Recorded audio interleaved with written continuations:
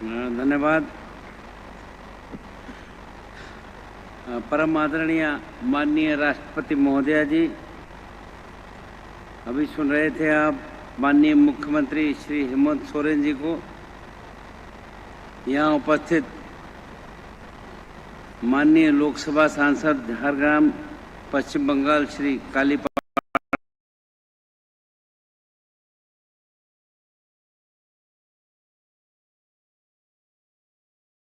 Soren ji, Shri CR Manjhi अध्यक्ष जाहिर Khan committee, यहाँ पर उपस्थित सभी साहित्यकार मित्रों, कलाकार साथियों और इस कार्यक्रम के आयोजकगण, प्रेस व मीडिया के मेरे मित्रों, उपस्थित देवियों सज्जनों, आप सभी को जोहार, नमस्कार।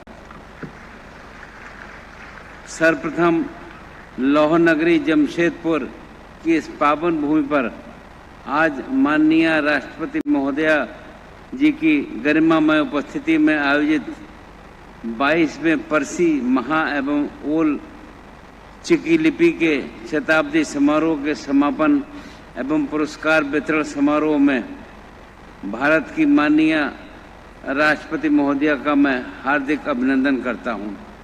ये आयोजन एक उत्सव नहीं बल्कि जनजातीय समाज की भाषा, संस्कृति, कला और अस्मिता का सजीव उत्सव है। माननीय राष्ट्रपति महोदया जी के आगमन से संपूर्ण राज्य में हर्ष और उत्साह का वातावरण है। अपनी सादगी, मृदु स्वभाव और जनता के प्रति समर्पण के कारण उन्होंने जनमानस में एक विशिष्ट पहचान स्थापित की है। माननीय राष्ट्रपति महोदया सामाजिक न्याय, जनजातीय उत्थान और महिला सशक्तिकरण की जीवंत प्रतीक हैं।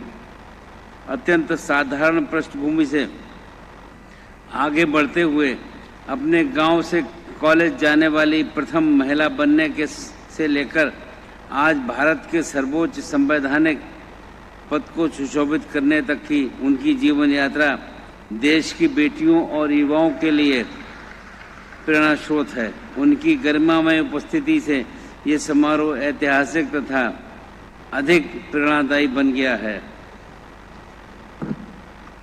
जमशेदपुर एक औद्योगिक नगरी नहीं बल्कि विविध संस्कृतियों के सह-अस्तित्व और मानवीय मूल्यों की जीवंत प्रयोगशाला है।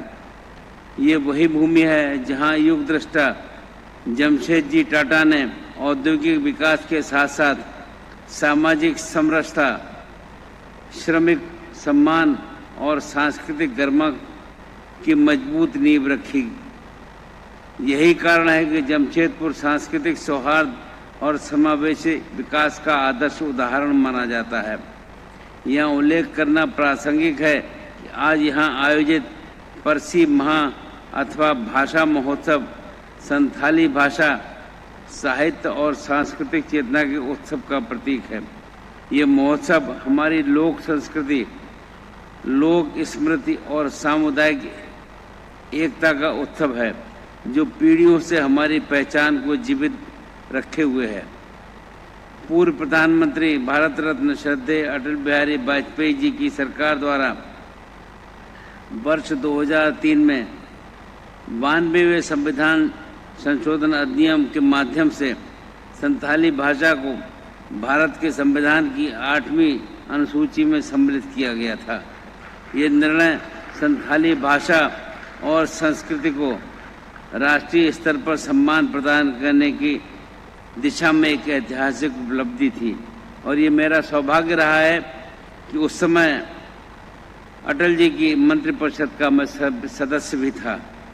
आज जब ओल चिकी लिपि के शताब्दी वर्ष का उत्सव मनाया जा रहा है तो ये अवसर महान समाज सुधारक पंडित रघुनाथ मुर्मू के अतुलनीय योगदान को स्मरण कराता है। उन्होंने व्यक्तिगत हित से ऊपर उठकर समाज, भाषा और संस्कृति के लिए अपना संपूर्ण जीवन समर्पित किया था। अल्प आयु में ही अपनी मातृभाषा को लिपि प्रदान करने का संकल्प लेकर उन्होंने ओल चिकी लिपि का सृजन किया था।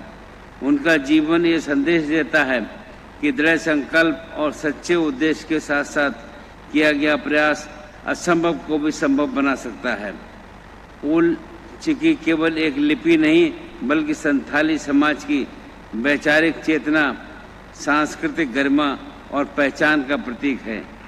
इस लिपि ने संथाली भाषा को शिक्षा, साहित्य और शोध के क्षेत्र में सुदृढ़ आधार प्रदान किया है। आज का भारत अपनी भाषा और सांस्कृतिक विविधता को अपनी शक्ति के रूप में आत्मसात करते हुए आगे बढ़ रहा है।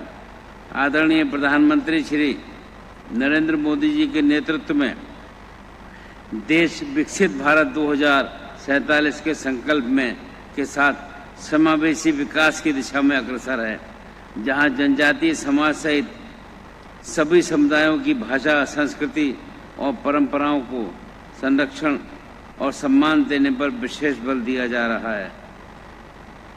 परसी, महा एवं ओल चिकी लिपि का शताब्दी समारोह इसी समावेशी राष्ट्र निर्माण की भावना का सशक्त प्रतीक है। मैं इस आयोजन के लिए सभी आयोजकों, कलाकारों, साहित्यकारों, शोधकर्ताओं और प्रतिभागियों को हार्दिक बधाई देता हूँ। संथाली नृत्य, लोकगीत, नाट्य कला और साहित्य के माध्यम से आपने हमारी समृद्ध जनजातीय विरासत को जीवंत रूप में प्रस्तुत किया है। आपके प्रयास आने वाली पीढ़ियों में अपनी भाषा, लिपि और परंपरा के प्रति गर्व और आत्मसम्मान की भावना का संचार करेंगे। झारखंड राज्य के राज्यपाल के रूप में मैं ये आश्वस्त करना चाहता हूँ कि लोक भवन जनजातीय भाषाओं, लोक कलाओं और सांस्कृतिक आयोजनों के संरक्षण एवं संवर्धन के लिए सदैव सहयोगी रहेगा। लोक भवन का द्वार राज्य के प्रत्येक नागरिक के लिए सदैव खुला है और आम जनों के हितों के संरक्षक के रूप में ये अपनी भूमिका निभाता रहेगा। अंत में मैं आप सभी से कहना चाहूँगा, भाषा और संस्कृति केवल अतीत की धरोहर नहीं बल्कि भविष्य की दिशा निर्धारित करने वाली शक्ति है। आइए हम सब मिलकर अपनी सांस्कृतिक विरासत को सहेजें और आने वाली पीढ़ियों तक पहुंचाएं। मैं एक बार पुनः इस सफल आयोजन के लिए आयोजकों को हार्दिक बधाई देता हूं तथा सम्मानित होने वाले सभी प्रतिभागियों के उज्जवल भविष्य की मंगल कामनाएं करता हूं। जय हिंद, जय झारखंड। एक बार फिर से